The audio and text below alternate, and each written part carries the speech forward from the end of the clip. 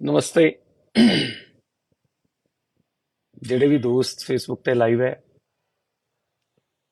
Join ਕਰਨ, ਕਿਉਂਕਿ ਅੱਜ ਦਾ ਜਿਹੜਾ ਮੈਂ ਲਾਈਵ ਕਰਨ ਜਾ ਰਿਹਾ ਵਾਂ ਉਹਦਾ ਸੰਬੰਧ ਜਿਹੜਾ ਹੈਗਾ ਵਾ ਉਹ ਸਰਕਾਰ ਔਰ ਬਿਊਰੋਕ੍ਰੇਸੀ ਦੇ ਨਾਲ ਡਾਇਰੈਕਟਲੀ ਕਨੈਕਟਡ ਹੈਗਾ ਵਾ। ਕਿਉਂਕਿ ਪੰਜਾਬ ਦੇ ਵਿੱਚ ਆਮ ਆਦਮੀ ਪਾਰਟੀ ਨੇ ਪਹਿਲੀ ਵਾਰੀ ਸਰਕਾਰ ਬਣਾਈ ਹੈ, ਪਹਿਲੀ ਵਾਰੀ ਉਹ ਸੱਤਾ 'ਚ ਆਏ ਨੇ। ਭਗਵੰਤ ਮਾਨ ਜਿਨ੍ਹਾਂ ਕੋਲੇ ਬਤੌਰ ਐਮਪੀ ਤਾਂ 2 ਵਾਰ ਦਾ ਉਹਨਾਂ ਕੋਲੇ ਐਕਸਪੀਰੀਅੰਸ ਸੀ, ਲੇਕਿਨ ਬਤੌਰ ਚੀਫ ਮਿਨਿਸਟਰ ਖਾਸ ਤੌਰ ਤੇ ਪੰਜਾਬ ਵਰਗੀ ਬਾਰਡਰ ਸਟੇਟ ਜਿਹੜੀ ਉਹਨੂੰ ਚਲਾਉਣ ਦਾ ਤਜਰਬਾ ਜਿਹੜਾ ਉਹਨਾਂ ਕੋਲੇ ਨਹੀਂ ਹੈਗਾ ਸੀ। ਬਾਵਜੂਦ ਇਸ ਦੇ ਉਹਨਾਂ ਨੂੰ ਪੰਜਾਬ ਦੀ ਜਨਤਾ ਨੇ ਜਿਹੜੀਆਂ ਰਵਾਇਤੀ ਸਾਡੀਆਂ ਪਾਰਟੀਆਂ ਸੀ, ਕਾਂਗਰਸ ਸੀ, ਅਕਾਲੀ ਦਲ, ਬੀਜੇਪੀ ਗੱਠਜੋੜ ਸੀਗਾ, ਇਹਨਾਂ ਨੂੰ ਦਰਕਿਨਾਰ ਕਰਕੇ ਉਹਨਾਂ ਨੇ ਬਹੁਮਤ ਦਿੱਤਾ, ਸਪਸ਼ਟ ਬਹੁਮਤ ਦਿੱਤਾ, ਰਿਕਾਰਡ ਤੋੜ ਬਹੁਮਤ ਦਿੱਤਾ। ਔਰ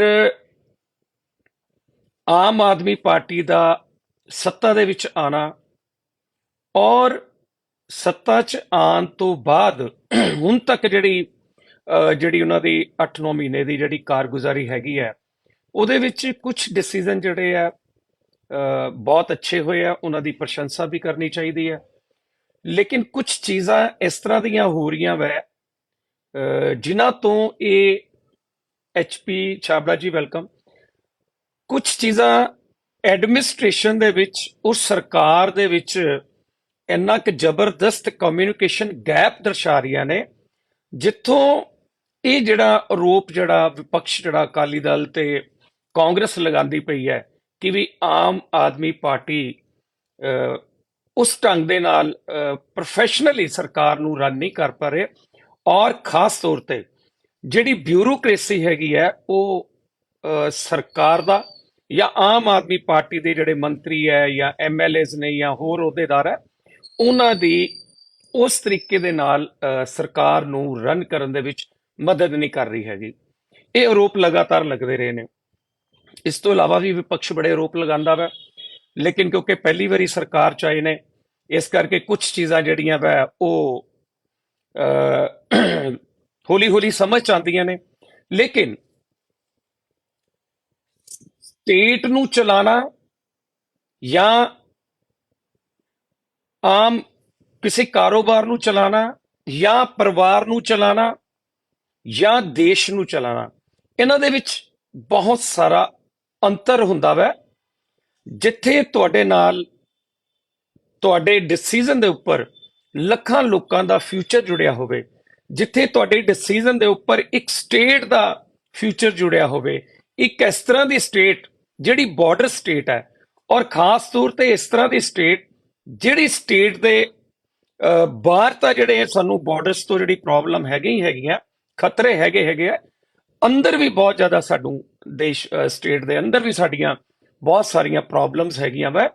ਉਸ ਦੇ ਬਾਵਜੂਦ ਜਿਹੜੇ ਡਿਸੀਜਨ ਸਰਕਾਰ for the benefit of Punjab ਦੇ ਲੋਕਾਂ ਲਈ ਕਰ ਸਕਦੀ ਹੈ, ਜਿਨ੍ਹਾਂ ਨੂੰ ਕਰਨ ਦੇ ਵਿੱਚ ਕੋਈ ਪ੍ਰੋਬਲਮ ਵੀ ਨਹੀਂ ਹੈ, ਉਹਨਾਂ ਨੂੰ ਕਿਉਂ ਨਹੀਂ ਕੀਤਾ ਜਾ ਰਿਹਾ।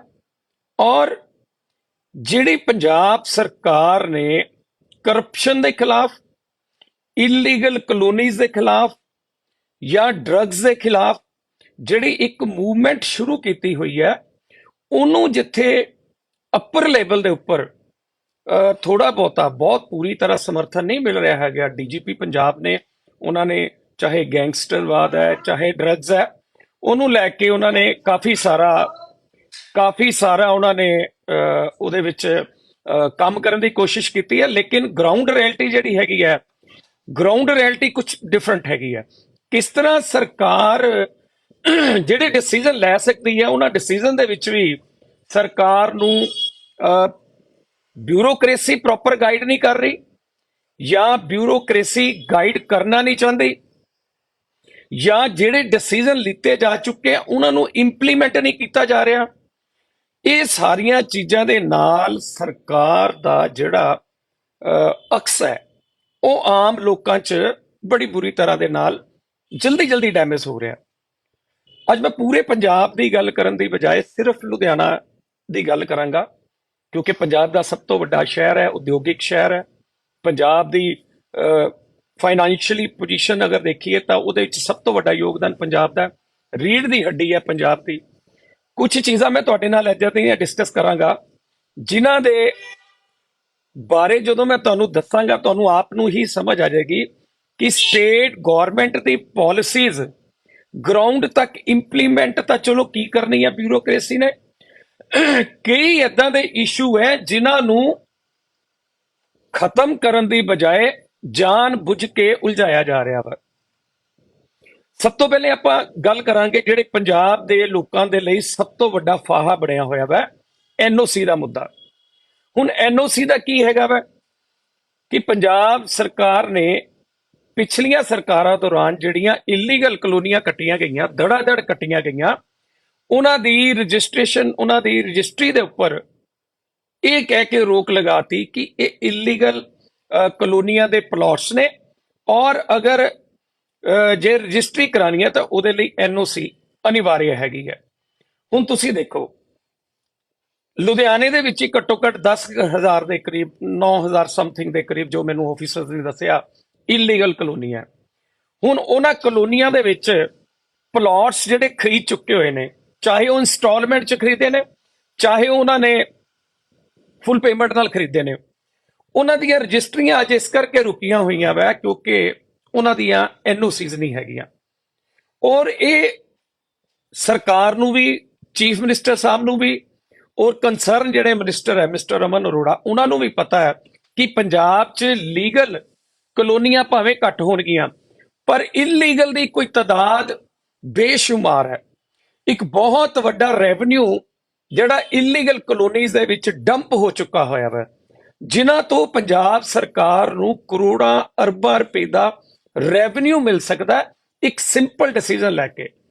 ਹੁਣ ਤੁਸੀਂ ਦੇਖੋ ਜਿਹੜੀ ਕਲੋਨੀ ਇਲੀਗਲ ਬਣ ਚੁੱਕੀ ਹੋਈ ਹੈ 18 ਤੋਂ ਪਹਿਲਾਂ, ਔਰ ਉਹਦੇ ਵਿੱਚ ਚਾਹੇ ਉਹ ਕਮਰਸ਼ੀਅਲ ਕੱਟੀ ਗਈ, ਚਾਹੇ ਉਹ ਰੈਜ਼ੀਡੈਂਸ਼ੀਅਲ ਕੱਟੀ ਗਈ, ਉਹਨਾਂ 'ਚ ਪਲਾਟਸ ਵਿਕ ਚੁੱਕੇ ਨੇ, ਫੈਕਟਰੀਆਂ ਬਣ ਚੁੱਕੀਆਂ, ਘਰ ਬਣ ਚੁੱਕੇ ਨੇ। ਇਦਾਂ ਦੀਆਂ ਕਲੋਨੀਜ਼ ਦੀਆਂ ਆਪਾਂ ਰਜਿਸਟਰੀਆਂ ਤੇ ਰੋਕ ਲਗਾਤੀ, ਐਨਓਸੀ ਉਹਨਾਂ ਨੂੰ ਆਪਾਂ ਜਾਰੀ ਨਹੀਂ ਕਰਦੇ ਪਏ ਹੈਗੇ। ਇਹਦੇ ਨਾਲ ਬੈਨੀਫਿਟ ਕੀ ਹੋ ਰਿਹਾ ਵਾ? ਜਿਹੜੀਆਂ ਕਲੋਨੀਆਂ ਡਿਵੈਲਪ ਹੋ ਚੁੱਕੀਆਂ ਉਹਨਾਂ ਕਲੋਨੀਆਂ ਦੇ ਵਿੱਚ ਪਲਾਟਸ ਦੀ ਰਜਿਸਟ੍ਰੇਸ਼ਨ ਦੇ ਉੱਪਰ ਰੋਕ ਲਗਾ ਕੇ ਸਰਕਾਰ ਨੂੰ ਕੋਈ ਫਾਇਦਾ ਨਹੀਂ ਹੋ ਰਿਹਾ। ਇਹ ਫਾਇਦਾ ਕਿਹਨਾਂ ਨੂੰ ਹੋ ਰਿਹਾ ਮੈਂ ਤੁਹਾਨੂੰ ਦੱਸਦਾ ਵਾਂ। ਰੈਵਨਿਊ ਡਿਪਾਰਟਮੈਂਟ, ਐਵਰੀਬੋਡੀ ਨੋਜ਼ ਕਿ ਰੈਵਨਿਊ ਡਿਪਾਰਟਮੈਂਟ ਦੇ ਵਿੱਚ ਹਾਲਾਤ ਕੀ ਹੈ। ਗਰਾਊਂਡ ਰਿਐਲਿਟੀ ਮੈਂ ਤੁਹਾਨੂੰ ਦੱਸਦਾ ਕਿ ਸਬ ਰਜਿਸਟਰਾਰ ਦਫ਼ਤਰਾਂ ਦੇ ਵਿੱਚ ਸਰਕਾਰ ਨੇ ਵਿਦਆਊਟ ਐਨਓਸੀ ਜਿਹੜੀਆਂ ਰਜਿਸਟਰੀਆਂ ਬੰਦ ਕੀਤੀਆਂ, ਉਹਦੇ ਕਰਕੇ ਜਿਹੜੇ ਕਰਪਟ ਤਹਿਸੀਲਦਾਰ, ਰਜਿਸਟਰੀ ਕਲਰਕ ਨੇ, ਉਹਨਾਂ ਨੇ ਇਹਨਾਂ 9 ਮਹੀਨਿਆਂ 'ਚ ਕਰੋੜਾਂ ਰੁਪਏ ਕਮਾਏ ਆ। ਕਰੋੜਾਂ ਰੁਪਏ ਕਿਸ ਤਰ੍ਹਾਂ ਕਮਾਏ ਆ ਉਹ ਵੀ ਮੈਂ ਤੁਹਾਨੂੰ ਦੱਸ ਦਿੰਦਾ ਵਾਂ।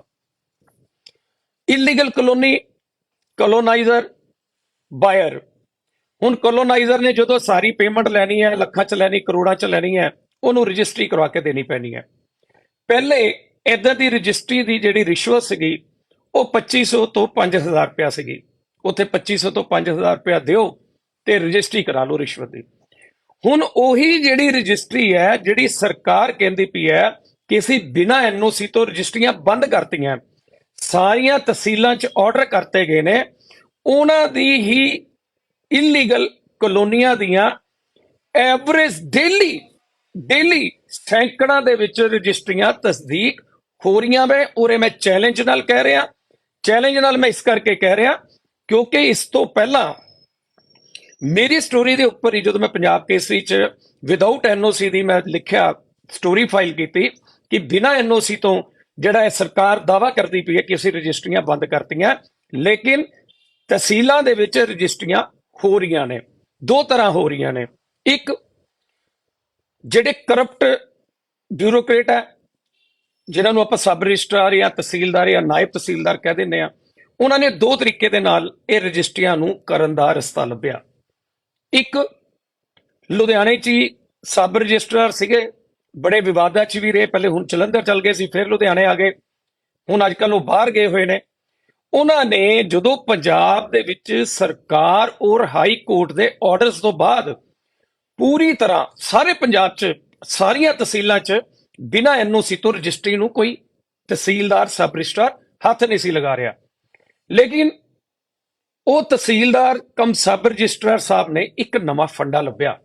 ਫੰਡਾ ਉਹਨਾਂ ਨੇ ਕੀ ਲੱਭਿਆ ਕਿ ਜਿਹੜੇ ਖਸਰਾ ਨੰਬਰ ਦੇ ਵਿੱਚ ਉਹ ਰਜਿਸਟਰੀ ਕਰਵਾਉਣ ਵਾਲਾ ਆਇਆ ਵਾ, ਉਹਨੇ ਆਪਣੇ ਡਾਕੂਮੈਂਟ ਸਬਮਿਟ ਕੀਤੇ ਆ, ਉਹਦੇ ਨਾਲ ਅੰਡਰਸਟੈਂਡਿੰਗ ਕਰਕੇ ਉਹਦੇ ਕੋਲੋਂ ਇੱਕ ਅਪਰੋਚਿੰਗ ਡਾਕੂਮੈਂਟ ਬਣਾ ਲਿਆ ਕਿ ਅਗਰ ਕੱਲ ਨੂੰ ਇਹ ਰਜਿਸਟਰੀ ਦੇ ਉੱਪਰ ਕੋਈ ਰੋਲਾ ਪੈਂਦਾ ਹੈ, ਜਾਂਚ ਹੁੰਦੀ ਹੈ ਜਾਂ ਵਿਜੀਲੈਂਸ ਜਾਂਚ ਹੁੰਦੀ ਹੈ ਜਾਂ ਆਫੀਸਰ ਪੁੱਛਦੇ ਆ ਵੀ ਤੁਸੀਂ ਰਜਿਸਟਰੀ ਕਿੱਦਾਂ ਕਰਤੀ, ਤੇ ਮੇਰੇ ਕੋਲੋਂ ਸਪੋਰਟਿੰਗ ਡਾਕੂਮੈਂਟ ਹੈ। ਸਪੋਰਟਿੰਗ ਡਾਕੂਮੈਂਟ ਕੀ ਹੈ? ਉਦੋਂ ਇਹਨਾਂ ਕੋਲੇ ਬਹਾਨਾ ਸੀਗਾ ਕਿ ਜਿਹੜੀਆਂ ਇਲੀਗਲ ਕਲੋਨੀਆਂ ਕੱਟੀਆਂ ਹੋਈਆਂ ਵਾ ਉਹਨਾਂ ਬਾਰੇ ਕੰਸਰਨ ਕਾਰਪੋਰੇਸ਼ਨ ਜਾਂ ਗਲਾਡਾ ਜਾਂ ਗਮਾਡਾ ਇਹਨਾਂ ਵੱਲੋਂ ਸਾਨੂੰ ਪ੍ਰੋਪਰ ਜਾਣਕਾਰੀ ਨਹੀਂ ਦਿੱਤੀ ਗਈ ਹੈ। ਇਸ ਵਜ੍ਹਾ, ਇਸ ਕਾਰਨ ਦੀ ਆੜ ਦੇ ਵਿੱਚ ਉਹਨਾਂ ਨੇ, ਉਸ ਤਹਿਸੀਲਦਾਰ ਸਾਹਿਬ ਨੇ ਕੀ ਕਰਨਾ ਸ਼ੁਰੂ ਕੀਤਾ ਕਿ ਬਾਇਰ ਨੂੰ ਇਹ ਕਿਹਾ ਕਿ ਤੁਸੀਂ ਸੰਬੰਧਿਤ ਪਟਵਾਰੀ ਤੋਂ ਇੱਕ 4 ਲਾਈਨਾਂ ਦੀ ਰਿਪੋਰਟ ਬਣਾ ਕੇ ਲਿਆਓ ਕਿ ਫਲਾਣੇ ਖਸਰਾ ਨੰਬਰ ਦਾ ਇਲੀਗਲ ਕਲੋਨੀ ਦੇ ਨਾਲ ਕੋਈ ਸੰਬੰਧ ਨਹੀਂ ਹੈਗਾ।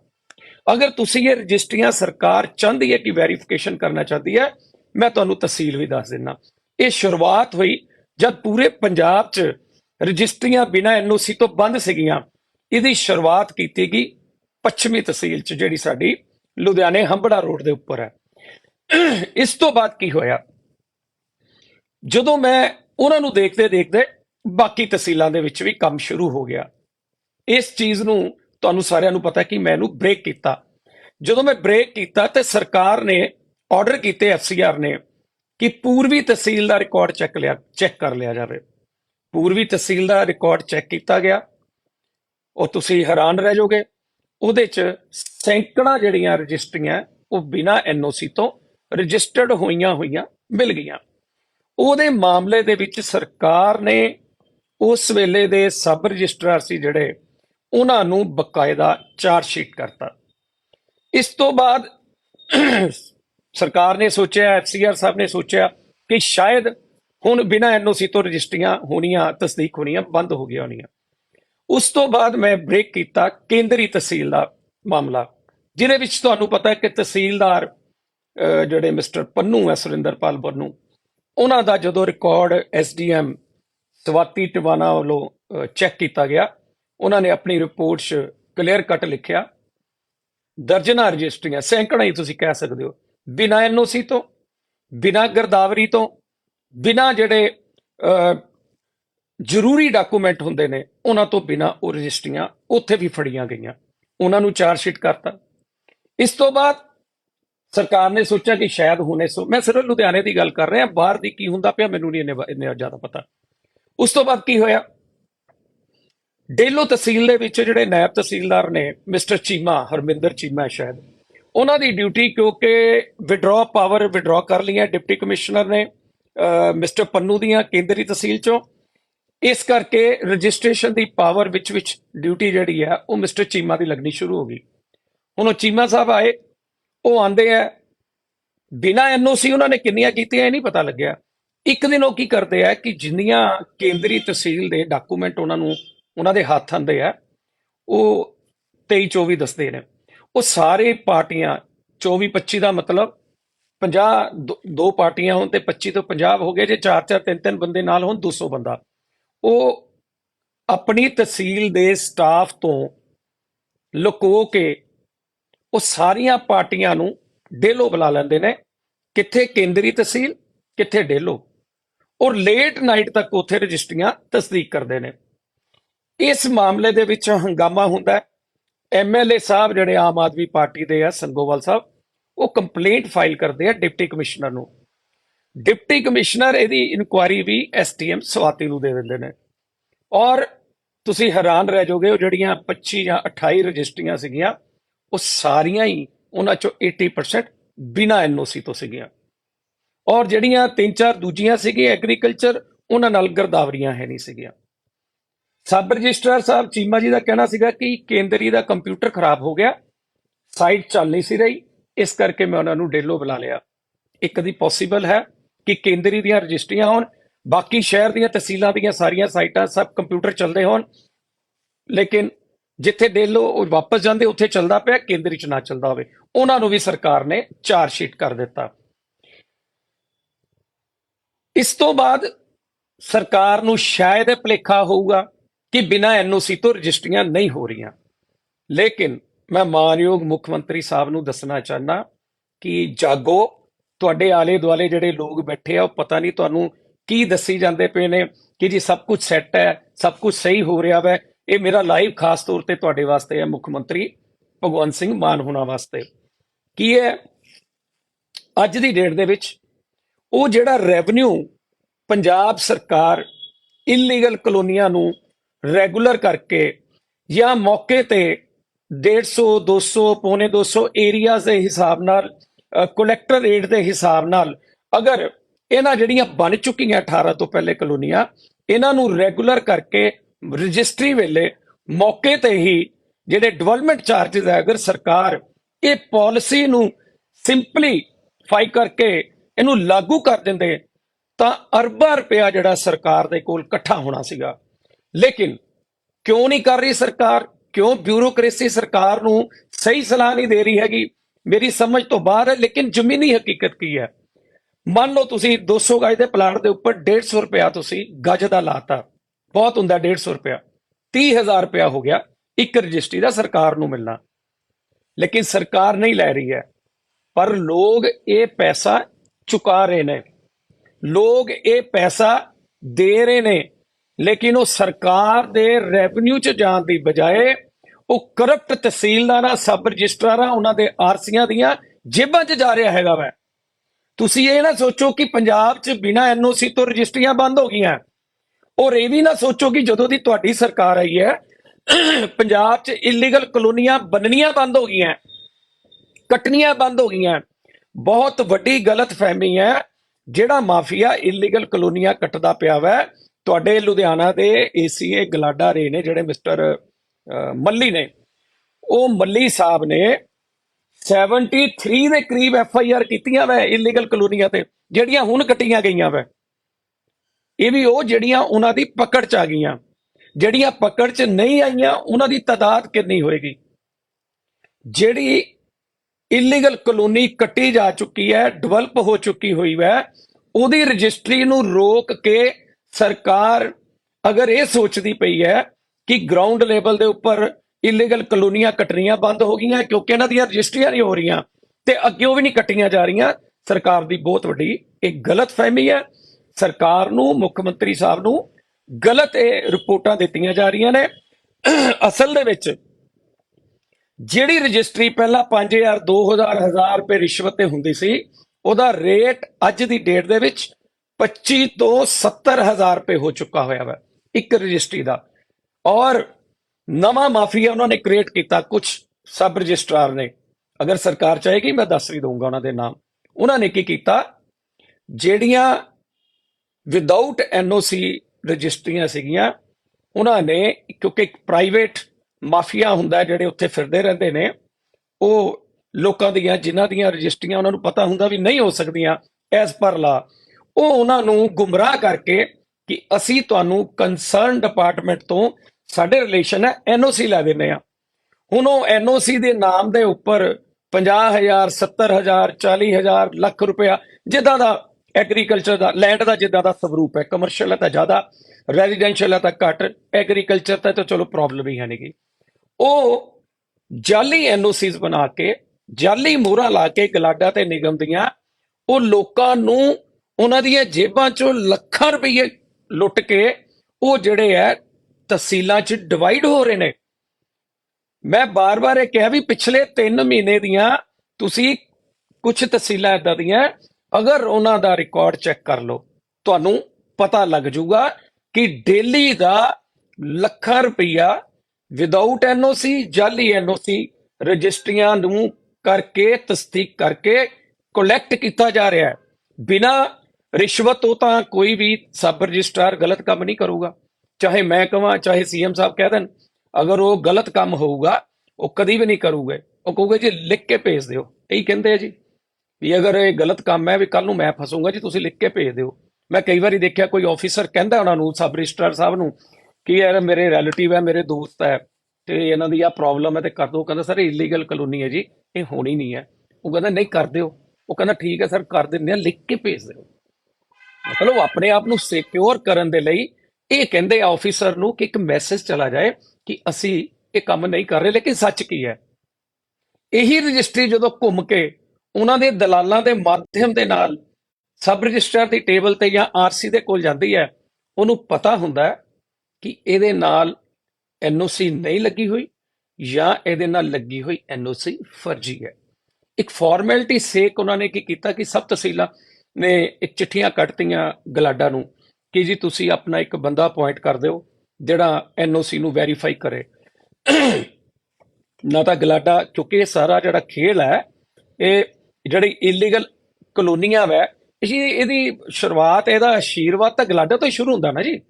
ਜੇ ਗਲਾਡਾ ਦੇ ਐਸਡੀਓ, ਐਕਸੀਐਨ ਜਾਂ ਉੱਪਰ ਜਿਹੜੇ ਸੀਨੀਅਰ ਆਫੀਸਰਸ ਹੈ, ਇਹ ਅਗਰ ਇਲੀਗਲ ਕਲੋਨੀਆਂ ਇਹ ਚਾਹਣ ਤੇ ਕਿਸ ਤਰ੍ਹਾਂ ਕੱਟੀਆਂ ਜਾ ਸਕਦੀਆਂ ਜੀ?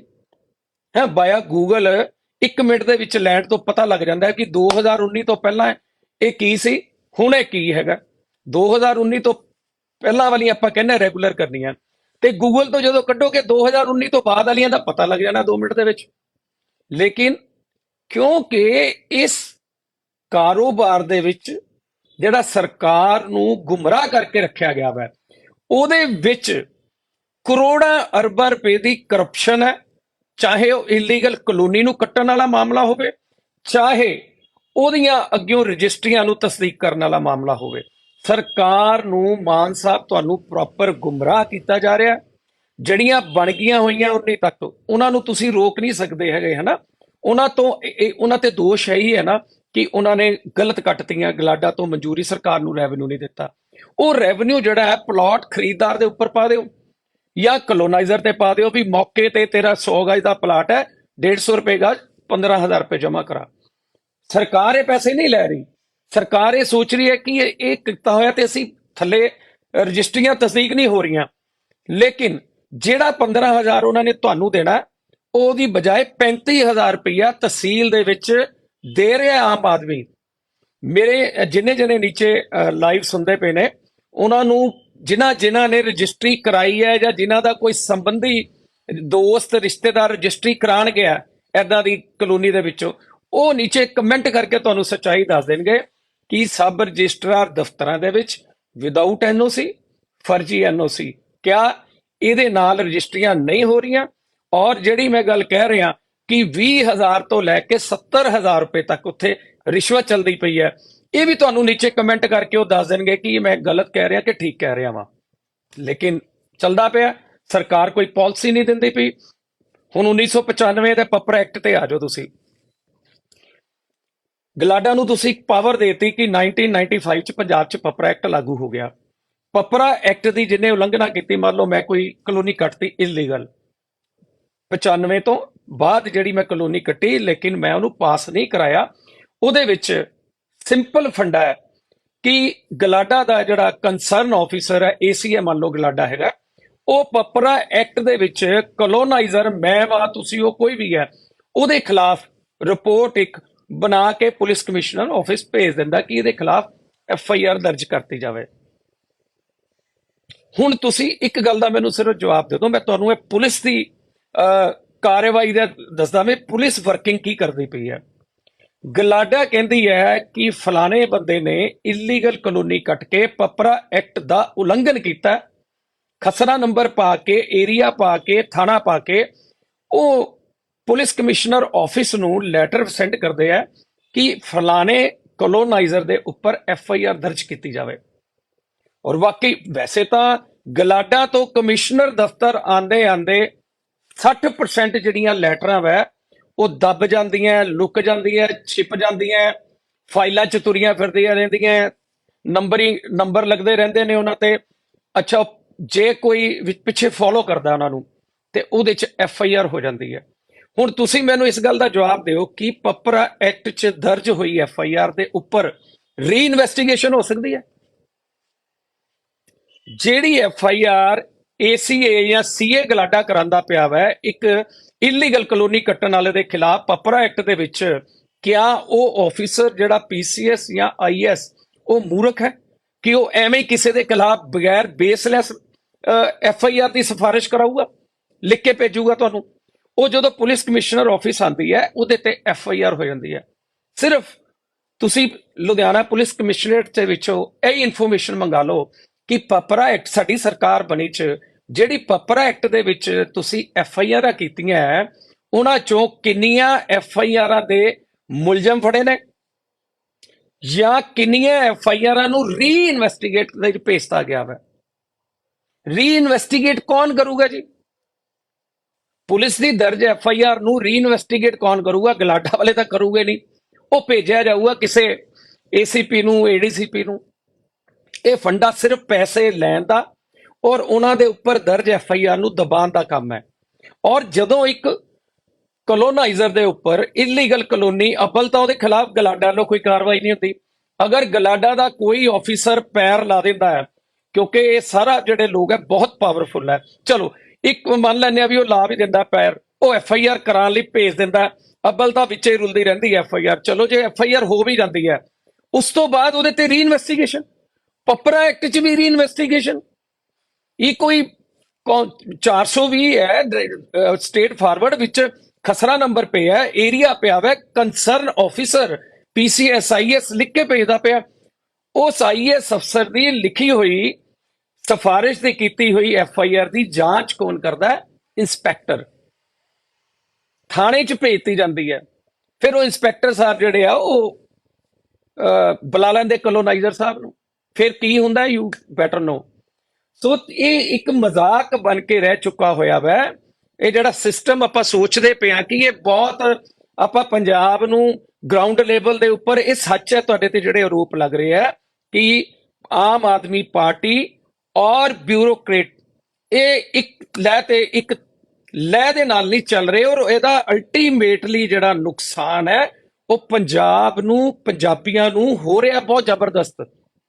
ਔਰ ਇਹਦੇ ਅਗਰ ਤੁਸੀਂ ਇਹਦੇ ਵਿੱਚ ਕੋਈ ਸਟਰੋਂਗਲੀ ਹੱਲ ਨਹੀਂ ਕੱਢਦੇ ਤਾਂ ਇਹ ਜਿਹੜੇ ਅੱਜ 92 ਆਪਾਂ ਜਿਤਾਏ ਹੈ ਨਾ ਇਹਨਾਂ ਨੇ, ਇਹ ਪੰਜਾਬੀ ਹੈ, ਇਹ 5 ਮਿੰਟਾਂ 'ਚ ਜੇ ਸਿਰ ਤੇ ਬਿਠਾਉਂਦੇ ਲਾ ਵੀ ਦਿੰਦੇ ਨੇ। ਕਾਰਪੋਰੇਸ਼ਨ ਇਲੈਕਸ਼ਨਾਂ 'ਚ ਦੇਖ ਲਿਓ ਕੀ ਹੋਊਗਾ, ਕਿਉਂਕਿ ਬਿਨਾਂ NOC ਤੋਂ ਤੁਸੀਂ ਸੋਚਦੇ ਪਿਓ ਕਿ ਅਸੀਂ ਰਜਿਸਟਰੀਆਂ ਰੋਕਤੀਆਂ, ਇਲੀਗਲ ਕਲੋਨੀਆਂ ਬੰਦ ਹੋ ਗਈਆਂ, ਲੇਕਿਨ ਸੱਚ ਹੈ ਕਿ ਪਿਛਲੇ 9 ਮਹੀਨਿਆਂ ਦੇ ਵਿੱਚ ਹੀ ਲੁਧਿਆਣੇ ਦੇ ਵਿੱਚ ਮਿਨੀਮਮ 100 ਦੇ ਕਰੀਬ ਕਲੋਨੀ ਕੱਟੀ ਗਈ ਹੈ, ਇਸ ਤੋਂ ਵੀ ਜ਼ਿਆਦਾ ਹੋਣੀ ਹੈ। ਕਿਉਂ ਕੱਟੀਆਂ ਜਾ ਰਹੀਆਂ? ਇੱਕ ਤਾਂ ਇਲੀਗਲ ਕਲੋਨੀਆਂ ਦੀ ਰਜਿਸਟਰੀਆਂ ਹੁੰਦੀਆਂ ਪਈਆਂ, ਚਾਹੇ ਉਹ ਬਾਅਦ ਚੋਂ ਸਬ ਰਜਿਸਟਰਾਰ ਸਾਹਿਬ ਜਾਂ ਉਹਨਾਂ ਦਾ ਸਟਾਫ ਇਹ ਕਹਿ ਕੇ ਪੱਲਾ ਝਾੜਦੇ ਕਿ ਜਿਹੜੀ NOC ਲੱਗੀ ਸੀ ਜੀ ਸਾਨੂੰ ਕੀ ਪਤਾ ਜਾਇਜ਼ ਹੈ ਕਿ ਨਜਾਇਜ਼ ਹੈ। ਹਾਲਾਂਕਿ ਹੁਣ ਤਾਂ ਫਿਰ ਉਹਨਾਂ ਨੂੰ ਪ੍ਰੋਵਾਈਡ ਕਰਾਤੇ ਦਿੱਤੀਆਂ ਸਾਈਟਸ ਦੇ ਉੱਪਰ ਵੀ ਕਿਹੜੀਆਂ ਕਿਹੜੀਆਂ ਜਾਰੀ ਹੋਈਆਂ, ਲੇਕਿਨ ਉਹਨਾਂ ਦਾ ਵੀ ਉਹਨਾਂ ਕੋਲ ਬਹੁਤ ਵੱਡਾ ਬਹਾਨਾ ਹੈ ਕਿ 100 ਰਜਿਸਟਰੀ ਇਕੱਠੀ ਆਉਂਦੀ ਹੈ ਜੀ, ਉਹਦੇ ਚੋਂ ਆਪਾਂ ਜੇ ਇੱਕ ਇੱਕ ਚੈੱਕ ਕਰਨ ਲੱਗ ਜਾਾਂਗੇ ਤਾਂ ਲੋਕ ਤਾਂ ਭੜਕ ਪਊਗੇ। ਬਹੁਤ ਸਾਰੇ ਲੋਟ ਆਫ ਉਹਨਾਂ ਕੋਲ ਐਕਸਕਿਊਜ਼ਿਸ ਹੈ, ਉਰੇ ਹੋ ਰਿਹਾ।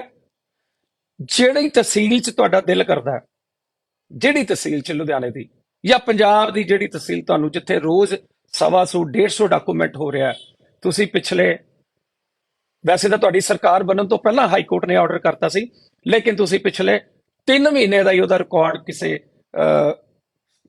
ਇਮਾਨਦਾਰ IPS ਆਫੀਸਰ ਕੋਲੋਂ ਜਾਂ ਕਿਸੇ IAS ਆਫੀਸਰ ਕੋਲੋਂ ਉਹ 3 ਮਹੀਨੇ ਦਾ ਰਿਕਾਰਡ ਚੈੱਕ ਕਰਾ ਲਓ, ਤੁਹਾਨੂੰ ਸੱਚਾਈ ਸਾਹਮਣੇ ਆ ਜਾਊਗੀ। ਜਿਹੜਾ ਰੈਵਨਿਊ ਤੁਸੀਂ ਪੰਜਾਬ ਦੀ ਜਨਤਾ ਤੋਂ ਕਾਨੂੰਨ ਦੇ ਤਰੀਕੇ ਦੇ ਨਾਲ ਪੰਜਾਬ ਦੀ ਡਿਵੈਲਪਮੈਂਟ ਵਾਸਤੇ ਤੁਸੀਂ ਜਿਹੜਾ ਕਰੋੜਾਂ ਅਰਬਾਂ ਰੁਪਇਆ ਇਕੱਠਾ ਕਰ ਸਕਦੇ ਸੀ, ਉਹ ਸਿਰਫ NOC ਦੇ ਉੱਪਰ ਪਾਲਿਸੀ ਨਾ ਬਣਨ ਦੇ ਕਾਰਨ ਉਹ ਸਿੱਧਾ ਜਿਹੜਾ ਹੈਗਾ ਵਾ ਉਹ ਕਰਪਟ ਅਫਸਰਾਂ ਦੀਆਂ ਪੂਰੀਆਂ ਤਜੋਰੀਆਂ ਭਰ ਚੁੱਕਾ ਹੋਇਆ ਵਾ। ਡੇਲੀ ਹੁਣ ਮੈਂ ਤੁਹਾਨੂੰ ਅਮਾਊਂਟ ਦੱਸੂਗਾ, ਤੁਸੀਂ ਹੈਰਾਨ ਰਹਿ ਜਾਓਗੇ ਵੀ ਇਹ ਕਿਸ ਤਰ੍ਹਾਂ ਪਤਾ ਲੱਗਦਾ। ਇਹ ਆਪ ਹੀ ਦੱਸਦੇ ਨੇ ਤਹਿਸੀਲਾਂ ਦੇ ਵਿੱਚ ਕੀ ਹੁੰਦਾ ਪਿਆ, ਤੁਸੀਂ ਇੱਕ ਵਾਰੀ ਜਾ ਕੇ ਦੇਖੋ। ਔਰ ਤੁਹਾਡੇ MLA ਜਾਂਦੇ ਨੇ, ਉਹਨਾਂ ਦੇ ਅੱਗੇ ਉਹੀ 5-6 ਉਹ ਜਿਹੜੇ ਖੜੇ ਹੁੰਦੇ ਨੇ ਬੰਦੇ ਪੱਕੇ ਉਹਨਾਂ ਦੇ, ਉਹ ਕਹਿੰਦੇ ਹਵਾ ਵਾ ਵਾ ਵਾ ਬਹੁਤ ਵਧੀਆ ਹੋ ਗਿਆ ਜੀ, ਬਹੁਤ ਵਧੀਆ ਜੀ, ਤੁਸੀਂ ਆ ਗਏ ਜੀ, ਆਮ ਆਦਮੀ ਆ ਗਏ ਜੀ। ਇਹੀ ਪ੍ਰੋਬਲਮ ਅਕਾਲੀ ਦਲ ਤੇ ਕਾਂਗਰਸ ਨੂੰ ਲੈ ਬੈਠੀ।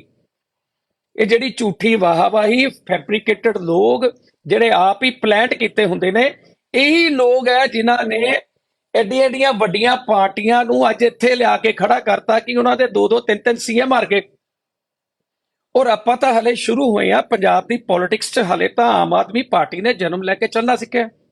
ਲੇਕਿਨ ਜਿਹੜੀਆਂ ਚੀਜ਼ਾਂ ਸਾਹਮਣੇ ਆ, ਹੁਣ ਤੁਸੀਂ ਦੇਖੋ ਪਪਰਾ ਐਕਟ ਦੇ ਵਿੱਚ FIR ਦੀ ਰੀਇਨਵੈਸਟੀਗੇਸ਼ਨ, ਉਹ ਪਟਵਾਰ, ਉਹ ਤਹਿਸੀਲਦਾਰ ਜਾਂ ਉਹ ਕਲੋਨਾਈਜ਼ਰ, ਉਹ ਕਾਹਨੂੰ ਡਰੇਗਾ ਜੀ? ਇੱਕ ਲੁਧਿਆਣੇ ਦੇ ਵਿੱਚ ਯੂਪੀ ਤੋਂ ਆਏ ਹੋਏ ਪ੍ਰਵਾਸੀ ਭਾਈ ਸਾਹਿਬ ਨੇ 14 ਕਲੋਨੀਆਂ ਕੱਟੀਆਂ ਪਿਛਲੇ 7-8 ਸਾਲ ਦੇ ਵਿੱਚ। 14 ਚੋਂ 14 ਹੀ ਇਲੀਗਲ ਹੈ। ਉਹਨਾਂ ਕੋਲੇ 12 13 10 12 ਫੈਕਟਰੀਆਂ, 2-4 ਗੱਡੀਆਂ, ਉਹ ਬਹੁਤ ਅਲੀਸ਼ਾਨ। ਉਹਨਾਂ ਨੂੰ ਦੇਖ ਦੇਖ ਕੇ ਸਾਡੇ ਪੰਜਾਬੀ ਭਾਈਆਂ ਨੂੰ ਵੀ ਫੱਟੇ ਚੱਕਦੇ। ਕਮਰਸ਼ੀਅਲ ਜ਼ੋਨ ਦੇ ਵਿੱਚ ਰੈਜ਼ੀਡੈਂਸ਼ੀਅਲ ਦੇ ਵਿੱਚ ਕਮਰਸ਼ੀਅਲ, ਜਿਹੜਾ ਤੁਸੀਂ ਮਾਸਟਰ ਪਲਾਨ ਲੁਧਿਆਣੇ ਨੂੰ ਦਿੱਤਾ ਸੀਗਾ ਕਿ ਮਾਸਟਰ ਪਲਾਨ ਦੇ ਮੁਤਾਬਕ ਜਿਹੜਾ ਡਿਵੈਲਪਿੰਗ ਏਰੀਆਜ਼ ਹੈ, ਇੱਧਰ ਸਿਰਫ ਜਿਹੜਾ ਫੈਕਟਰੀਆਂ ਬਣਨਗੀਆਂ ਜਾਂ ਕਮਰਸ਼ੀਅਲ ਐਕਟੀਵਿਟੀਜ਼ ਹੋਣਗੀਆਂ, ਜ਼ੋਨ ਬਣਾਏ ਸੀ ਤੁਸੀਂ, ਇੱਧਰ ਰੈਜ਼ੀਡੈਂਸ਼ੀਅਲ ਜ਼ੋਨ ਹੋਏਗਾ। ਉਹਨਾਂ ਦੀਆਂ ਧੱਜੀਆਂ ਉਡਾਤੀਆਂ ਗਈਆਂ।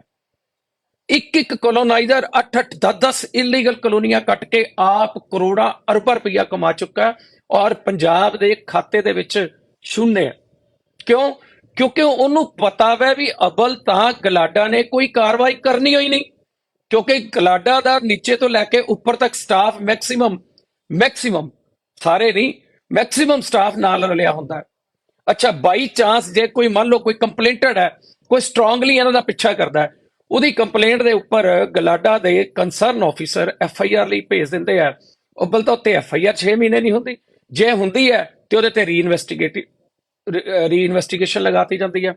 ਤੁਸੀਂ ਪੁਲਿਸ ਕਮਿਸ਼ਨਰ ਸਾਹਿਬ ਕੋਲ ਇੱਕ ਛੋਟਾ ਜਿਹਾ ਤੁਹਾਡੇ ਕੋਲ ਸਵਾਲ ਹੈਗਾ।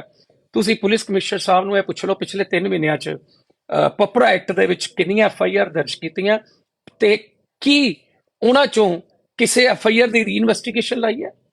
ਇੱਕ IAS ਆਫੀਸਰ ਦੀ ਕੀਤੀ ਹੋਈ ਭੇਜੀ ਹੋਈ ਸਿਫਾਰਿਸ਼ ਦੇ ਉੱਪਰ ਦਰਜ FIR ਦਾ ਰੀਇਨਵੈਸਟੀਗੇਟ ਕੌਣ ਕਰੂਗਾ? SHO ਸਾਹਿਬ। ਹੋ ਸਕਦਾ ਥੱਲੇ ASI ਨੂੰ ਦੇ ਦੇਣ IO ਬਣਾ ਕੇ। ਇਸ ਤਰ੍ਹਾਂ ਕਿਸ ਤਰ੍ਹਾਂ ਚੱਲੂਗਾ ਪੰਜਾਬ ਦੇ ਵਿੱਚ? ਜਿਹੜਾ ਪੈਸਾ ਸਰਕਾਰ ਲੈ, ਲੋਕ ਪੈਸਾ ਦੇ ਰਹੇ ਨੇ, ਉਹ ਪੈਸਾ ਸਰਕਾਰ ਨੂੰ ਨਹੀਂ ਜਾ ਰਿਹਾ ਹੈਗਾ, ਉਹ ਪੈਸਾ ਵਿੱਚ ਜਿਹੜੇ ਦਲਾਲ ਜਾਂ ਕਰਪਟ ਜਿਹੜਾ ਬਿਊਰੋਕ੍ਰੇਸੀ ਹੈ ਉਹਨਾਂ 'ਚ ਡਿਵਾਈਡ ਹੋ ਰਿਹਾ। ਔਰ ਇਹ 101% ਹੋ ਰਿਹਾ, ਕਿਉਂਕਿ ਰੂਲਿੰਗ ਪਾਰਟੀ ਹੈ, ਜਿਹੜੇ MLAs ਨੇ ਉਹਨਾਂ ਦੇ ਨਾਲ ਵੀ ਕਲੋਨਾਈਜ਼ਰ ਵੀ ਜੁੜੇ ਹੋਏ ਆ, ਫੰਡ ਦਿੰਦੇ ਆ, ਉਹਨਾਂ ਦੇ ਨਾਲ ਰਜਿਸਟਰੀਆਂ ਕਰਵਾਉਣ ਵਾਲੇ, ਲਿਖਣ ਵਾਲੇ ਵੀ ਜੁੜੇ ਹੋਏ ਆ। ਸਿਫਾਰਿਸ਼ ਉਹ ਆਪ ਵੀ ਕਰਵਾਉਣ ਜਾਂਦੇ ਆ, 2-3-4 ਆਪਣੀਆਂ ਗਲਤ ਕਰਾਉਂਦੇ ਹੋਣੇ ਆ, ਉਹਨਾਂ ਦੀ ਆੜ ਦੇ ਵਿੱਚ ਸਬ ਰਜਿਸਟਰ ਆਪਣੀਆਂ ਦਰਜਨਾਂ ਕਰ ਦਿੰਦੇ ਨੇ। ਆ 3-4 ਤਾਂ ਮਸਲੇ ਮੈਂ ਤੁਹਾਨੂੰ ਸਾਹਮਣੇ ਦੱਸਤੇ। ਪਹਿਲੇ ਪੂਰਬੀ ਚ ਤਹਿਸੀਲਦਾਰ ਸਾਹਿਬ ਸੀਗੇ, ਨਾਮ ਮੈਂ ਤੁਹਾਨੂੰ ਹੁਣੇ ਮੈਨੂੰ ਯਾਦ ਆ ਜਾਊਗਾ, ਉਹ ਆ ਗਏ, ਫਿਰ ਪੰਨੂ ਸਾਹਿਬ ਆ ਗਏ, ਫਿਰ ਸੋਢੀ ਸਾਹਿਬ ਆ ਗਏ, ਫਿਰ ਚੀਮਾ ਸਾਹਿਬ ਆ ਗਏ। ਇਹ ਲੁਧਿਆਣਾ ਜੀਵਨ ਗਰਗ ਜਿਹੜਾ ਦੀ ਮੈਂ ਗੱਲ ਕਰਦਾ ਪਿਆ ਵਾਂ, ਉਹਨਾਂ ਨੂੰ ਸਸਪੈਂਡ ਕਰਕੇ ਚਾਰਜ ਸ਼ੀਟ ਕਰਤਾ ਗਿਆ ਸੀਗਾ। ਫਿਰ ਸਬ ਰਜਿਸਟਰ ਜਿਹੜੀ ਰੈਵਨਿਊ ਆਫੀਸਰ ਯੂਨੀਅਨ ਹੈ ਸਟ੍ਰਾਈਕ ਕਰਤੀ ਤੇ ਪਤਾ ਨਹੀਂ ਸਰਕਾਰ ਦਬਾਅ ਚ ਆਈ ਕਿ FCR ਸਾਹਿਬ ਦਬਾਅ ਚ ਆਏ। ਇਹ ਪਤਾ ਲੱਗਿਆ ਕਿ ਉਸ ਤੋਂ ਬਾਅਦ ਇਹ ਕੰਪਰੋਮਾਈਜ਼ ਹੋਇਆ ਕਿ ਆਹ ਟਨਿਓਰ ਤੋਂ ਪਹਿਲੇ ਜਿਹੜੀਆਂ ਹੋ ਗਈਆਂ ਬਿਨਾਂ NOC, ਫਰਜ਼ੀ NOC, ਉਹਨਾਂ ਦੀ ਜਾਂਚ ਹੀ ਨਹੀਂ ਕੀਤੀ ਜਾਊਗੀ। ਜੀ who is the responsible for ਆਹ ਚੀਜ਼ ਆ? ਚਲੋ ਛੱਡ ਦੋ ਜੀ, ਉਹ ਵੀ ਨਹੀਂ ਕੀਤੀ ਜਾਊਗੀ। ਉਦੋਂ ਉਹਨਾਂ ਨੇ ਇਹ ਰੋਲਾ ਪਾਤਾ ਜੀ ਗਲਾਡਾ ਦਾ ਸਾਨੂੰ ਪਤਾ ਨਹੀਂ ਸੀਗਾ ਕਿਹੜੀ ਕਲੋਨੀ ਇਲੀਗਲ ਹੈ, ਕਿਹੜੀ ਕੀ। ਗਲਾਡਾ ਨੇ ਰਿਕਾਰਡ ਅਵੇਲੇਬਲ ਨਹੀਂ ਕੀਤਾ, ਜਦਕਿ ਹਰ ਇੱਕ ਚੀਜ਼ ਰਿਕਾਰਡ 'ਚ ਅਵੇਲੇਬਲ ਸੀ, ਸਾਈਟ ਦੇ ਉੱਪਰ ਬਣੀ ਹੋਈ ਸੀ। ਚਲੋ ਉਸ ਤੋਂ ਬਾਅਦ ਆ ਹੁਣ ਜਿਹੜੇ ਕਰਦੇ ਪਏ ਨੇ, ਔਰ ਆਮ ਬੰਦਾ ਜਿਹੜਾ ਪਹਿਲੇ 3000 5000 ਦਿੰਦਾ ਸੀਗਾ, ਉਹ 25000 ਤੋਂ ਲੈ ਕੇ 20000 25000 ਮਿਨੀਮਮ 20000 70000 ਰੁਪਏ ਤੱਕ ਇਦਾਂ ਦੀਆਂ ਰਜਿਸਟਰੀਆਂ ਦੇ ਪੈਸੇ ਰਿਸ਼ਵਤ ਦੇ ਰੂਪ 'ਚ ਚੁਕਾ ਰਿਹਾ। ਔਰ ਇਹ ਪੈਸੇ ਅਗਰ ਜੈਨੂਅਲੀ ਤੁਸੀਂ 150 ਰੁਪਏ ਗਜ 200 ਰੁਪਏ ਗਜ ਲਾ ਦਿਓ ਕਿ ਤੁਸੀਂ ਇਲੀਗਲ ਕਲੋਨੀ ਤੋਂ ਪਲਾਟ ਰਜਿਸਟਰੀ ਕਰਾਉਣ ਆਏ ਹੋ, 200 ਗਜ ਦਾ ਪਲਾਟ ਤੁਹਾਡਾ ਪਲਾਟ ਹੈਗਾ, 2 ਦੂਣੀ 4 40000 ਰੁਪਇਆ ਸਰਕਾਰ ਨੂੰ ਜਮ੍ਹਾਂ ਕਰਾਓ, ਤੁਹਾਡਾ ਪਲਾਟ ਰੈਗੂਲਰ ਹੋ ਗਿਆ। ਉਹ ਪੈਸੇ ਹੈ ਜਿਹੜੇ ਇਲੀਗਲ ਕਲੋਨੀ ਦੀ ਡਿਵੈਲਪਮੈਂਟ ਵਾਸਤੇ ਹੋ ਜੂਗੇ, ਲੇਕਿਨ ਉਹ ਨਹੀਂ ਕੀਤਾ ਜਾ ਰਿਹਾ। ਪੈਸਾ ਜਨਤਾ ਦੇ ਰਹੀ ਹੈ, ਲੇਕਿਨ ਉਹ ਸਰਕਾਰ ਦੇ, ਪੰਜਾਬ ਦੇ, ਪੰਜਾਬੀਆਂ ਦੇ ਖਾਤੇ 'ਚ ਆਉਣ ਦੀ ਬਜਾਏ, ਪੰਜਾਬ ਦੀ ਡਿਵੈਲਪਮੈਂਟ ਤੇ ਲੱਗਣ ਦੀ ਬਜਾਏ, ਉਹ ਜਿਹੜਾ ਵੈ ਕਰਪਟ ਬਿਊਰੋਕ੍ਰੇਸੀ ਔਰ ਉਹਨਾਂ ਦੇ ਜਿਹੜੇ ਆਲੇ ਦੁਆਲੇ ਉਹਨਾਂ ਦੇ ਚਹੇਤੇ ਆ ਉਹਨਾਂ ਦੇ ਵਿੱਚ ਵੰਡਿਆ ਜਾ ਰਿਹਾ। ਉਹਦੇ 5-6 ਮਹੀਨਿਆਂ 'ਚ ਉਹਨਾਂ ਦੀਆਂ ਲਹਿਰਾਂ ਬਹਿਰਾਂ ਹੋ ਚੁੱਕੀਆਂ ਹੋਈਆਂ ਨੇ। ਜੇ 2-2 3-3 ਕਰੋੜ ਰੁਪਏ ਦੀ ਵੰਡ ਨੂੰ ਲੈ ਕੇ ਤਹਿਸੀਲਦਾਰ ਤੇ ਉਹਨਾਂ ਦੇ ਮਤਹਿਤ ਆਪਸ 'ਚ ਉਹਨਾਂ ਦੀ ਜੰਗਬੰਦੀ ਹੋ ਰਹੀ ਹੈ, ਖਾਨਾਬੰਦੀ ਹੋ ਰਹੀ ਹੈ, ਤੇ ਤੁਸੀਂ ਇੱਥੋਂ ਹੀ ਉਹ ਵੀ 2-3 ਹਫ਼ਤਿਆਂ ਦੀ, ਤੇ ਤੁਸੀਂ ਇੱਥੋਂ ਜਾਂ ਮਹੀਨੇ ਦੀ ਲਾ ਲਓ, ਇੱਥੋਂ ਹੀ ਤੁਸੀਂ ਅੰਦਾਜ਼ਾ ਲਗਾ ਸਕਦੇ ਹੋ। ਮੇਰੀ ਬਹੁਤ ਵੱਡਾ ਸੀਰੀਅਸ ਇਸ਼ੂ ਹੈ। ਤੁਹਾਨੂੰ ਇਹਦੇ ਉੱਪਰ ਅਗਰ ਤੁਸੀਂ ਚਾਹੁੰਦੇ ਹੋ ਕਿ ਪੰਜਾਬ ਤੇ ਜਿਹੜਾ ਕਰਜ਼ਾ ਹੈ ਜਿਹੜਾ ਤੁਸੀਂ ਹੋਰ ਲਈ ਜਾਂਦੇ ਪਏ ਹੋ, ਅਗਰ ਤੁਸੀਂ ਚਾਹੁੰਦੇ ਹੋ ਕਿ ਇਹ ਪੰਜਾਬ ਤੇ ਕਰਜ਼ਾ ਲੱਥ ਜਾਏ, ਬੜਾ ਸਿੰਪਲ ਫੰਡਾ ਵੇ। ਤੁਹਾਨੂੰ ਗੁੰਮਰਾਹ ਕੀਤਾ ਜਾ ਰਿਹਾ ਬਿਊਰੋਕ੍ਰੇਸੀ ਵੱਲੋਂ, ਜਾਂ ਜਿਹੜੇ ਵੀ ਆਲੇ ਦੁਆਲੇ ਤੁਹਾਡੇ ਲੋਕ ਹੈਗੇ, ਹੋ ਸਕਦਾ ਕਲੋਨਾਈਜ਼ਰ ਵੀ ਹੋਣ, ਉਹਨਾਂ ਵੱਲੋਂ ਗੁੰਮਰਾਹ ਕੀਤਾ ਜਾ ਰਿਹਾ। ਜਿਹੜੀਆਂ ਕਲੋਨੀਆਂ ਅਸਤਿਤਵ 'ਚ ਆ ਚੁੱਕੀਆਂ ਹੋਈਆਂ ਉਹਨਾਂ ਨੂੰ ਚੱਕ ਕੇ ਚਾਂਦ ਤੇ ਤਾਂ ਭੇਜ ਨਹੀਂ ਸਕਦੇ। ਜਿੱਥੇ ਮਕਾਨ ਬਣ ਚੁੱਕੇ, ਲੋਕ ਆ ਚੁੱਕੇ ਆ, ਫੈਕਟਰੀਆਂ ਬਣ ਚੁੱਕੀਆਂ, ਉਹਨਾਂ ਨੂੰ ਤੁਸੀਂ ਬਲਡੋਜ਼ਰ ਭੇਜ ਕੇ ਤੋੜ ਨਹੀਂ ਸਕਦੇ। ਤੇ ਕਿਉਂ ਨਾ ਉਹਨਾਂ ਨੂੰ ਰੈਗੂਲਰ ਕਰਕੇ ਸਰਕਾਰ ਪੈਸਾ ਲਵੇ। ਕਰੋੜਾਂ ਅਰਬਾਂ ਰੁਪਏ ਫੰਡ ਇਕੱਠਾ ਹੋਊਗਾ ਜਿਹੜਾ ਤੁਸੀਂ ਪੰਜਾਬ ਦੀ ਡਿਵੈਲਪਮੈਂਟ ਵਾਸਤੇ ਲਾ ਸਕਦੇ ਹੋ, ਪੰਜਾਬ ਦੇ ਲੋਕਾਂ ਦੇ ਵੈਲਫੇਅਰ ਲਈ ਲਗਾ ਸਕਦੇ ਹੋ। ਔਰ ਦੂਸਰਾ, ਇੱਕ ਮੈਂ ਛੋਟੀ ਜੀ ਗੱਲ ਹੋਰ ਕਰਨੀ ਚਾਹੁੰਦਾ। ਇੱਕ ਪਿੱਛੇ ਆ 2-3 ਮਹੀਨਿਆਂ ਦੇ ਵਿੱਚ ਤੁਸੀਂ ਹੈਰਾਨ ਰਹਿ ਜਾਓਗੇ, ਤੁਹਾਡੀ ਗਲਾਡਾ ਨੇ 73 ਦੇ ਕਰੀਬ ਇਲੀਗਲ ਕਲੋਨੀਆਂ ਵਾਲਿਆਂ ਦੇ ਖਿਲਾਫ FIRs ਕਰਾਈਆਂ, ਭੇਜੀਆਂ। ਦਰਜ ਕਿੰਨੀਆਂ ਹੋਈਆਂ ਉਹ ਹਾਲੇ ਮੈਨੂੰ ਪਤਾ ਨਹੀਂ ਲੱਗਿਆ, ਲੇਕਿਨ 73 FIRs ਜਿਹੜੀਆਂ ਉਹ ਪਪਰਾ ਐਕਟ ਦੇ ਵਿੱਚ ਭੇਜੀਆਂ ਗਈਆਂ। ਕਿੰਨੀਆਂ ਦਰਜ ਹੋਈਆਂ ਉਹ ਬਾਅਦ ਦੀ ਗੱਲ ਹੈ। ਇਟ ਮੀਨਸ ਕਿ ਪਿਛਲੇ 3 ਮਹੀਨਿਆਂ 4 ਮਹੀਨਿਆਂ 'ਚ 5 ਮਹੀਨਿਆਂ 'ਚ 73 ਕਲੋਨੀਆਂ ਜਿਹੜੀਆਂ ਵੈ ਉਹ ਗਲਾਡਾ ਨੇ ਇਲੀਗਲ ਫੜ ਲਈਆਂ। ਜਿਨ੍ਹਾਂ ਨੇ ਨਜਾਇਜ਼ ਕੱਟੀਆਂ ਉਹ 73 ਫੜੇ ਗਏ, ਤਾਂ ਹੀ ਗਲਾਡਾ ਨੇ ਲਿਖ ਕੇ ਭੇਜਿਆ। ਜਿਹੜੀਆਂ ਨਜ਼ਰ 'ਚ ਨਹੀਂ ਆਈਆਂ, ਜਿਹੜੀਆਂ ਲੁਕੀਆਂ ਹੋਈਆਂ, ਜਾਂ ਜਿਹੜੀਆਂ ਪ੍ਰਭਾਵਸ਼ਾਲੀ ਲੋਕਾਂ ਦੀਆਂ, ਜਿਨ੍ਹਾਂ ਖਿਲਾਫ ਗਲਾਡਾ ਅਫਸਰ ਚਾਹ ਕੇ ਵੀ ਕੁਝ ਨਹੀਂ ਕਰ ਸਕਦੇ, ਵੀ ਕਿਸੇ ਪੋਲੀਟੀਸ਼ੀਅਨ ਦਾ ਫੋਨ ਆ ਜਾਂਦਾ, ਮੰਤਰੀ ਸਾਹਿਬ ਦਾ ਆ ਜਾਂਦਾ, MLA ਦਾ ਆ ਜਾਂਦਾ, ਕਿਸੇ ਦਾ ਆ ਜਾਂਦਾ, ਉਹਦੇ ਖਿਲਾਫ ਨਹੀਂ ਕਾਰਵਾਈ ਕਰ ਸਕਦੇ, ਜਾਂ ਜਿਹੜੀਆਂ ਲੁਕੀਆਂ ਹੋਈਆਂ ਵਾ ਨਹੀਂ ਪਤਾ ਲੱਗਦੀਆਂ, ਉਹਨਾਂ ਨੂੰ ਛੱਡ ਦਿਓ। ਜਿਹੜੀਆਂ ਹੱਥ 'ਚ ਆ ਗਈਆਂ 73 ਉਹਨਾਂ ਦੇ ਖਿਲਾਫ ਲਿਖ ਕੇ ਭੇਜਦਾ। ਇੱਥੋਂ ਅੰਦਾਜ਼ਾ ਲਗਾ ਲਓ ਕਿ ਪੰਜਾਬ ਦੇ ਵਿੱਚ ਦੜਾ ਦੜ ਇਲੀਗਲ ਕਲੋਨੀਆਂ ਕੱਟੀਆਂ ਜਾ ਰਹੀਆਂ, ਔਰ ਜਿਹੜੀਆਂ ਪਹਿਲੇ ਕੱਟੀਆਂ ਹੋਈਆਂ ਉਹਨਾਂ ਦੀਆਂ ਰਜਿਸਟਰੀਆਂ, ਚਾਹੇ ਉਹ ਫਰਜ਼ੀ NOC ਹੋਵੇ, ਚਾਹੇ ਉਹ ਰਿਸ਼ਵਤ ਦੇ ਰੂਪ 'ਚ ਹੋਵੇ, ਲਗਾਤਾਰ ਹੋ ਰਹੀਆਂ। ਆਮ ਬੰਦਾ ਜਾਏਗਾ, ਬਿਲਕੁਲ ਨਹੀਂ ਕਰਨਗੇ, NOC ਦੀ ਮੰਗ ਕਰਨਗੇ, ਕੋਈ ਰਿਸ਼ਵਤ ਨਹੀਂ ਮੰਗਣਗੇ। ਲੇਕਿਨ ਜਿਹੜਾ ਉਹਨਾਂ ਦਾ ਆਲੇ ਦੁਆਲੇ ਇੱਕ ਫੇਥਫੁਲ ਜਿਹੜਾ ਗਰੁੱਪ ਹੈਗਾ, ਉਹ ਆਪ ਹੀ ਤੁਹਾਨੂੰ ਬਾਹਰੋਂ ਫੜ ਲੇਗਾ। ਉਹ ਤੁਹਾਨੂੰ ਦੱਸੇਗਾ ਵੀ ਇਸ ਤਰ੍ਹਾਂ ਰਜਿਸਟਰੀ ਇੰਨੇ ਪੈਸੇ ਲੱਗਣੇ ਆ। ਹੁਣ ਜਿਹੜਾ ਬੰਦਾ ਫਸਿਆ ਹੋਇਆ ਉਹਨੂੰ ਅਲਟੀਮੇਟਲੀ ਉਹ ਪੈਸੇ ਦੇਣੇ ਪੈਣੇ ਆ। ਚੁਆਇਸ ਤੁਹਾਡੀ, ਤਹਿਸੀਲ ਜਿਹੜੀ ਤੁਸੀਂ ਚਾਹੋ ਉਹਦਾ ਰਿਕਾਰਡ ਚੈੱਕ ਕਰਾ ਸਕਦੇ ਹੋ। ਤੇ ਅਗਰ ਪਪਰਾ ਐਕਟ ਦੇ ਉੱਪਰ ਵੀ FIR ਦਰਜ ਹੋਣ ਦੇ ਬਾਅਦ ਰੀਇਨਵੈਸਟੀਗੇਸ਼ਨ ਲੱਗਦੀ ਹੈ, ਔਰ ਇੱਕ IAS ਆਫੀਸਰ ਦੀ ਭੇਜੀ FIR ਨੂੰ ਇੱਕ ASI ਨੇ, ਸਬ ਇੰਸਪੈਕਟਰ ਨੇ ਜਾਂ ਇੰਸਪੈਕਟਰ ਨੇ ਉਹਦੀ ਜਾਂਚ ਕਰਨੀ ਹੈ, ਤੇ ਕਲੋਨਾਈਜ਼ਰਾਂ ਨੂੰ ਡਰ ਕਿੱਥੋਂ ਲੱਗੂਗਾ? ਬਿਲਕੁਲ ਨਹੀਂ ਡਰੂਗੇ, ਕਿਉਂਕਿ ਉਹਨਾਂ ਨੂੰ ਤਾਂ ਫੜਿਆ ਹੀ ਨਹੀਂ ਗਿਆ। ਜਦ ਤੱਕ ਇਲੀਗਲ ਕਲੋਨੀ ਕੱਟਣ ਵਾਲਿਆਂ ਨੂੰ ਅਰੈਸਟ ਨਹੀਂ ਕੀਤਾ ਜਾਊਗਾ, ਉਹਨਾਂ 'ਚ ਡਰ ਕਿੱਦਾਂ ਹੋਊਗਾ? ਉਹਨਾਂ ਨੂੰ ਪਤਾ ਵੀ ਅੱਬਲ ਗਲਾਡਾ ਨੇ ਨਹੀਂ ਕਰਨੀ, ਜੇ ਗਲਾਡਾ ਨੇ ਕਰਤੀ ਪੁਲਿਸ ਨੇ ਨਹੀਂ ਕਰਨੀ, ਜੇ ਪੁਲਿਸ ਨੇ ਕਰਤੀ ਰੀਇਨਵੈਸਟੀਗੇਸ਼ਨ ਲੱਗ ਜੂ। ਫਿਰ ਜਦੋਂ ਰੀਇਨਵੈਸਟੀਗੇਸ਼ਨ ਲੱਗ ਗਈ, ਫਿਰ ਉਹ 6 ਮਹੀਨੇ ਸਾਲ ਲਈ ਉਹ ਠੰਡੇ ਵਸਤੇ ਚੱਲ ਗਈ। ਫਿਰ ਕਿਹੜਾ ਰਾਜਾ ਕਿਹੜੀ ਪ੍ਰਜਾ? ਇਸੇ ਤਰ੍ਹਾਂ ਇਹ ਮੈਂ ਤੁਹਾਨੂੰ ਗਲਾਡਾ ਔਰ ਪੁਲਿਸ ਕਮਿਸ਼ਨਰ ਆਫਿਸ ਦੀ ਗੱਲ ਦੱਸੀ ਆ। ਹੁਣ ਡਿਪਟੀ ਕਮਿਸ਼ਨਰ ਦਫ਼ਤਰ ਵੱਲ ਆ ਜਾਂਦੇ ਆ। ਤੁਸੀਂ ਇਹ ਦੇਖੋ ਕਿ 2019 ਦੇ ਵਿੱਚ ਇੱਕ ਚੂੜਪੁਰ ਦੇ ਵਿੱਚ ਸਰਕਾਰੀ ਜ਼ਮੀਨ ਨੂੰ ਫਰਜ਼ੀ ਡਾਕੂਮੈਂਟਾਂ ਦੀ ਔਰ 2 ਪਟਵਾਰੀਆਂ ਦੀ ਮਦਦ ਦੇ ਨਾਲ ਪ੍ਰਾਈਵੇਟ ਪਰਿਵਾਰ ਆਪਣੇ ਨਾਮ ਤੇ ਚੜਾ ਲੈਂਦਾ। ਉਹਦੇ ਉੱਪਰ ਇੱਕ ਪੋਲੀਟੀਸ਼ੀਅਨ ਜਿਹੜਾ ਕਿ ਮੌਕੇ ਦਾ ਕਾਉਂਸਲਰ ਸੀ ਰੂਲਿੰਗ ਪਾਰਟੀ ਦਾ, ਔਰ ਉਹਦੀ ਫੈਮਿਲੀ, ਉਹਦਾ ਭਰਾ ਔਰ ਬਾਕੀ ਰਲ ਕੇ ਉਹਦੇ ਤੇ ਕਲੋਨੀ ਕੱਟ ਕੇ ਲੱਖਾਂ ਕਰੋੜਾਂ ਰੁਪਏ ਕਮਾ ਲੈਂਦੇ ਨੇ। ਉਹਦਾ ਸਕੈਮ 2019 ਚ ਬ੍ਰੇਕ ਹੁੰਦਾ, 2020 ਚ ਉਹਦੀ ਇਨਕੁਆਇਰੀ ਹੋ ਜਾਂਦੀ ਹੈ। ਇਨਕੁਆਇਰੀ ਕੰਪਾਈਲ ਹੋ ਜਾਂਦੀ, ਇਨਕੁਆਇਰੀ ਕਰਕੇ ਕੰਸਰਨਡ ਆਫੀਸਰ ਡਿਪਟੀ ਕਮਿਸ਼ਨਰ ਨੂੰ ਭੇਜ ਦਿੰਦੇ ਨੇ ਕਿ ਇਹ ਜਿਹੜੇ ਆਰੋਪ ਲੱਗੇ ਨੇ ਇਹ ਵਾਕਈ ਫਰਜ਼ੀ ਦਸਤਾਵੇਜ਼ਾਂ ਦੀ, ਫਰਜ਼ੀ ਅਲਾਟਮੈਂਟ ਤਾਂ ਦੇਖੀ ਹੋਈ ਨਹੀਂ ਉਹਨਾਂ ਨੇ, ਫਰਜ਼ੀ ਗਿਰਦਾਵਰੀ, ਫਰਜ਼ੀ ਇੰਤਕਾਲ, ਫਰਜ਼ੀ ਬਾਕੀ ਡਾਕੂਮੈਂਟ ਉਹ ਚੜ ਚੁੱਕੀ ਹੋਈ ਹੈ। ਤੇ ਆਹ ਫਲਾਂ 2 ਪਟਵਾਰੀ ਤੇ ਆਹ ਪਰਿਵਾਰ ਤੇ ਆਹ ਬੰਦੇ ਉਹਦੇ 'ਚ ਸਿੱਧੇ ਜ਼ਿੰਮੇਵਾਰ ਹੈ। ਹੁਣ ਇਹਦੇ 'ਚ ਹੋਣਾ ਕੀ ਚਾਹੀਦਾ ਸੀਗਾ? 2020 ਚ ਮੰਨ ਲਓ ਆ ਗਈ, 2021 ਚ FIR ਕਰਾ ਦਿੰਦੇ। ਲੇਕਿਨ ਡੀਏ ਲੀਗਲ ਦੀ ਰਾਏ ਲੈਣ ਦੀ ਆੜ ਦੇ ਵਿੱਚ ਇਸ ਫਾਈਲ ਨੂੰ 2020 21 22 ਹੁਣ 23 ਚੜ ਗਿਆ। ਅੱਜ ਤੱਕ ਉਹਨੂੰ ਦੱਬ ਕੇ ਰੱਖਿਆ ਹੋਇਆ ਵਾ। ਉਹਦੇ ਚ ਕੀਤਾ ਕੀ ਜਾਂਦਾ ਕਿ ਜਦੋਂ ਮਾਮਲਾ ਮੀਡੀਆ ਚ ਆ ਕੇ ਚਰਚਾ ਚ ਆਉਂਦਾ, ਉਹਦੇ ਤੇ ਇੱਕ ਛੋਟਾ ਜਿਹਾ ਲਾਈਨ ਆਫ ਐਕਸ਼ਨ ਕਰ ਦਿੰਦੇ ਨੇ। ਮੰਨ ਲਓ ਜਿਵੇਂ ਹੁਣ ਮੈਂ 2-3 ਮਹੀਨੇ ਪਹਿਲਾਂ ਦੁਬਾਰਾ ਲਗਾਇਆ ਵੀ ਕਿੱਥੇ ਗਿਆ ਚੂੜਪੁਰ ਵਾਲਾ ਸਕੈਮ, ਕਿੱਥੇ ਗਏ ਉਹਦੇ ਆਰੋਪੀ, ਤੇ ਉਹਦੇ ਚ ਕੀ ਕੀਤਾ ਗਿਆ, ਦੋਨੋਂ ਪਟਵਾਰੀਆਂ ਨੂੰ ਚਾਰਜ ਸ਼ੀਟ ਕਰ ਦਿੱਤਾ ਗਿਆ। ਉਹ ਜਵਾਬ ਆਏ ਨੂੰ ਵੀ ਅੱਜ ਮੇਰੇ ਖਿਆਲ 2 ਮਹੀਨੇ ਹੋ ਗਏ ਹੋਣੇ, ਫਾਈਲ ਫੇਰ ਠੰਡੇ ਬਸਤੇ ਚ ਪਾਤੀ ਹੋਈ ਹੈ।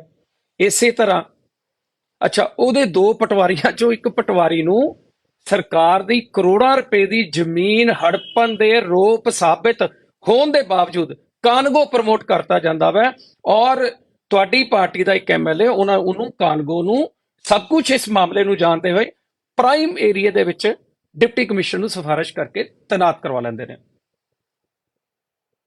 ਇਸੇ ਤਰ੍ਹਾਂ ਲੋ ਲੰਗਰ ਦੀ ਜ਼ਮੀਨ ਹੈ, ਗੁਰੂ ਘਰ ਦੀ ਜ਼ਮੀਨ ਨੂੰ ਖਾਣ ਦੇ ਲਈ, ਹੜਪਣ ਦੇ ਲਈ ਹਰ ਸਿਆਸੀ ਪਾਰਟੀ ਜਿਹੜੀ ਸੱਤਾ ਚ ਆਈ, ਉਹਦੇ ਪੋਲੀਟੀਸ਼ੀਅਨਾਂ ਨੇ ਉਹਦੇ ਚ ਆਪਣੀ ਲੱਤ ਫਸਾਈ, ਅੱਗੇ ਬੰਦੇ ਖੜੇ ਕੀਤੇ।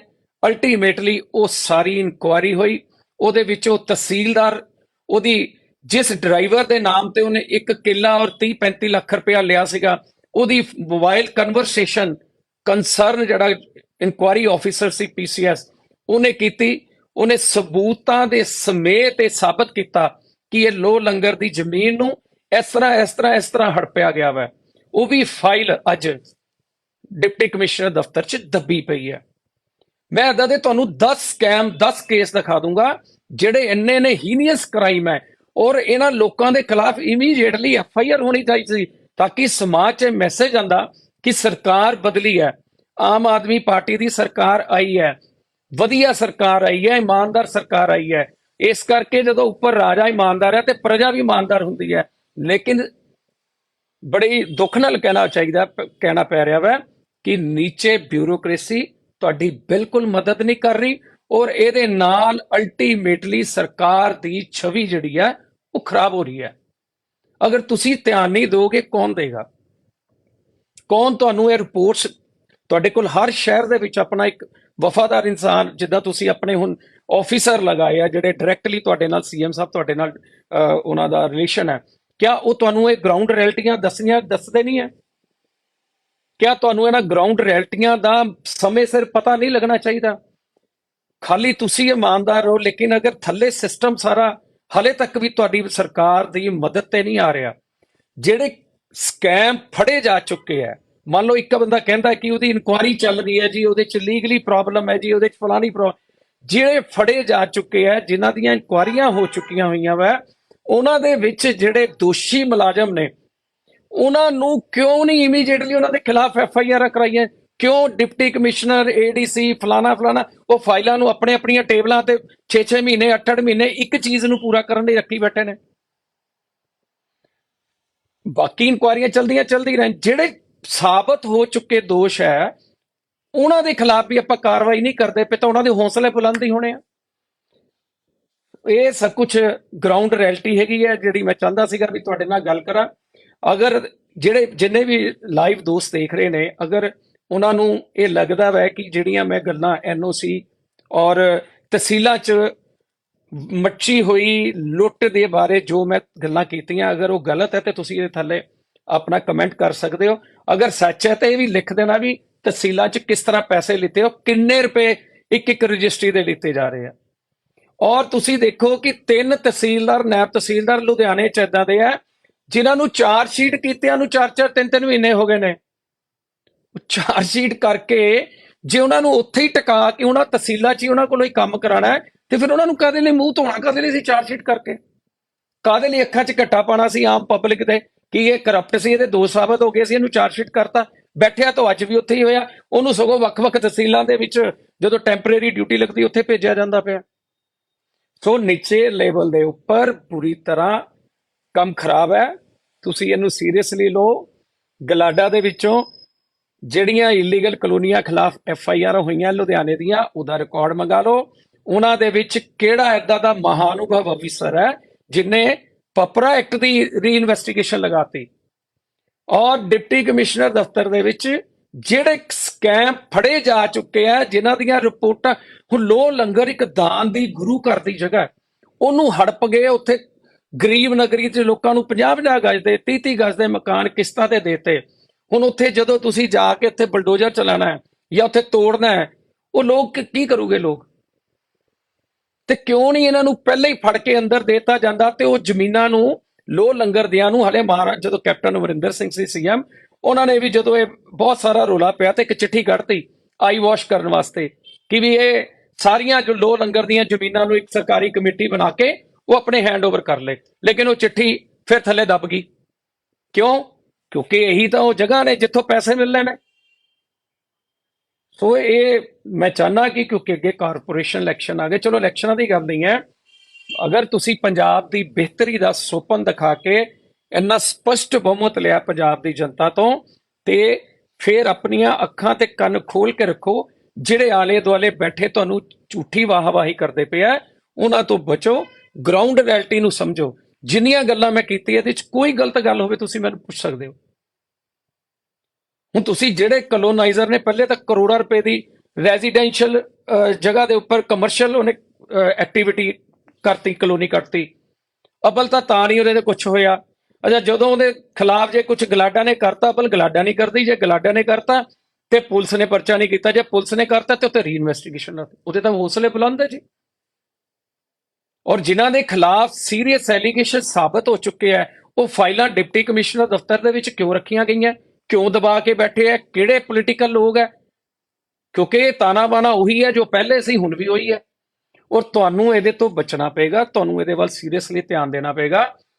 ਤੁਸੀਂ ਕੋਈ ਨਾ ਕੋਈ ਇਦਾਂ ਦਾ ਫੰਡਾ ਨਿਕਾਲੋ, ਕੋਈ ਰੂਲ ਨਿਕਾਲੋ, ਜਿਹੜੀਆਂ ਇਨਕੁਆਇਰੀਜ਼ ਕੰਪਲੀਟ ਆ ਉਹਨਾਂ ਤੇ ਟਾਈਮ ਬਾਉਂਡ ਐਕਸ਼ਨ ਦਾ ਆਰਡਰ ਜਾਰੀ ਕਰੋ। ਜਿਹੜਾ ਨਹੀਂ ਕਰੂਗਾ ਆਫੀਸਰ, ਜਿਹਦੀ ਟੇਬਲ ਤੇ ਪਈ ਰਹਿ ਜਾਏਗੀ, ਉਹਦੇ ਖਿਲਾਫ ਕਾਰਵਾਈ ਕਰ ਦਿਓ।